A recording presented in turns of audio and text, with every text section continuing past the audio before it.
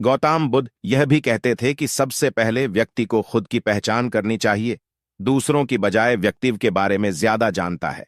उनका मत था कि बुराई से घृणा करो, बुरे व्यक्ति से नहीं।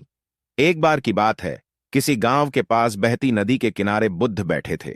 किनारे पर पत्थरों की भरमार थी, पर छोटी सी वह नदी अपनी तरल धारा के कारण आगे बढ़ती ही जा रही थी।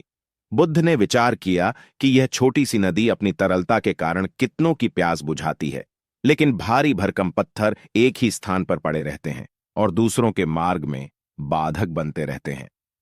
इस घटना की सीख ये है कि दूसरों के रास्ते में रोड़े अटकाने वाले खुद कभी आगे नहीं बढ़ पाते, परंतु जो दूसरों को सद्भाव और स्नेह देता है वह स्वयं भी आगे बढ़ जाता है।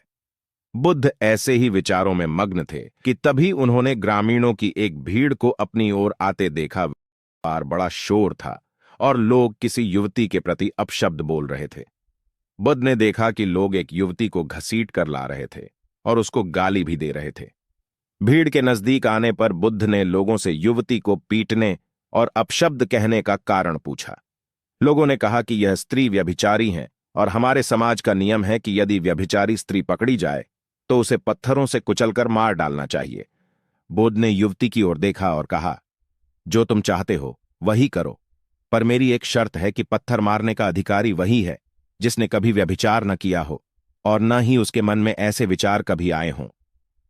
इतना कहकर गौतम बुद्ध शांत हो गए। चारों ओर मौन था। कुछ समय बाद लोगों की भीड़ मन में पश्चाताप का भाव लिए हुए वहां से विदा हो गई।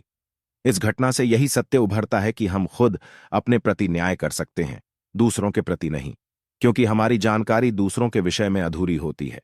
यदि हम किसी के प्रति न्याय करना चाहते हैं तो उसे ऐसा प्यार और स्नेह मिलना चाहिए कि खुद ही अपने दोषों को स्वीकार कर ले और उन्हें पुनः न दोहराने का व्रत ले।